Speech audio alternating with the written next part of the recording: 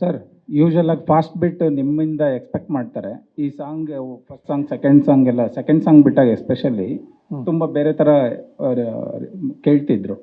But Darshan sir ಒಂದ್ಸಲ ಹೇಳಿದ್ರು, ಇದು ಆ ಕಾಲಘಟ್ಟದಲ್ಲಿ ನಡೆಯೋದ್ರಿಂದ ಸಿನಿಮಾ ನೋಡಿದ್ರೆ ಅದು ಗೊತ್ತಾಗುತ್ತೆ ಅಂತ. ಬಟ್ ನೀವೇನು ಸಜೆಸ್ಟ್ ಮಾಡಿರಿ, ಯಾವ್ದಾರು ಒಂದು ಫಾಸ್ಟ್ ಬಿಟ್ ಸಾಂಗ್ ಬೇಕು ಅಥವಾ ನನ್ನ ವರ್ಷನ್ ಒಂದು ಏನಾದ್ರು ಕೊಡೋಣ ಅಂತ ಏನಾದ್ರು ಹೇಳಿದ್ರ ಅಂತ?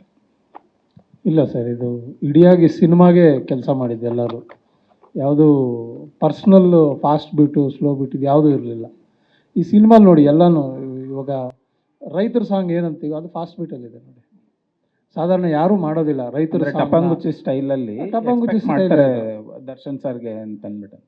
ಅದೇ ಈ ಸಿನಿಮಾ ಆ ಥರ ಮಾಡೋಕ್ಕೆ ಹೋಗಿಲ್ಲ ಅಲ್ವಾ. ನಾವು ಯಾವುದೋ ಒಂದು 5 ಸಾಂಗ್ ಬೇಕು, ಅದರಲ್ಲೊಂದು ಐಟಮ್ ಸಾಂಗ್ ಇರಬೇಕು, ಹೀರೋ ಇಂಟ್ರಡಕ್ಷನ್ ಸಾಂಗ್ ಇರಬೇಕು, ಅದು ಯಾವುದು ಈ ಸಿನಿಮಾಲಿಲ್ಲ.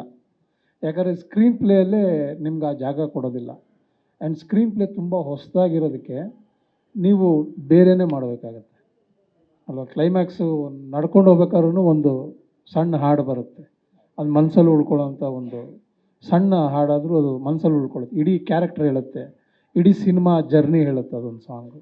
ಸೊ ಈ ಸ್ಕ್ರಿಪ್ಟ್ ಆ ಥರ ಇರೋದಕ್ಕೆ ನಮಗೆ ರೆಗ್ಯುಲರ್ ಆಗಿಂತನೂ ಇವತ್ತೇನು ಜನ ಇಷ್ಟಪಡ್ತಾ ಇದ್ದಾರೆ, ಇದು ರೆಗ್ಯುಲರ್ ಆಗಿಲ್ಲ ಅಂತ ಯಾಕೆ ಇಷ್ಟಪಡ್ತಾ ಇದ್ದಾರೋ ಅದಕ್ಕೆ ಕಾರಣವೇ ಸ್ಕ್ರಿಪ್ಟ್ ಆ್ಯಂಡ್ ಸ್ಕ್ರೀನ್ ಪ್ಲೇ. ನೀವು ದರ್ಶನ್ ಸರ್ ಮಾಡಿರೋದ್ರಲ್ಲಿ ಅರ್ಧದಷ್ಟು ಸಿನಿಮಾ ನೀವೇ ಮ್ಯೂಸಿಕ್ ಮಾಡಿದ್ರೆ, ಫಸ್ಟು ಅಂದರೆ ಬಿಫೋರ್ RR ನಿಮ್ಮ ಹತ್ರ ಬಂದಿರುತ್ತೆ. ಸೊ ಫಸ್ಟ್ ನೀವು ಸಿನಿಮಾ ನೋಡಿದ ತಕ್ಷಣ ನಿಮ್ಗೆ ಏನು ಅನ್ನಿಸ್ತು, ದರ್ಶನ್ ಸರ್ಗೆ ಏನಂದ್ರಿ? ನಾನು ಇದಕ್ಕೆ ಮುಂಚೆನೂ ಹೇಳಿದ್ದೆ. ನಾನು ಆ್ಯಕ್ಚುಲಿ ಸಕ್ಸಸ್ ಮೀಟಲ್ಲಿ ಮಾತಾಡೋದನ್ನು ಮಂಡ್ಯ ಈವೆಂಟಲ್ಲೇ ಹೇಳಿದ್ದೆ ನಾನು. ದರ್ಶನ್ ಸರ್ದು 55 ಸಿನಿಮಾ ಒಂದು ಕಡೆ, ಈ ಸಿನಿಮಾ ಇನ್ನೊಂದು ಕಡೆ ಇರುತ್ತೆ ಅಂತ.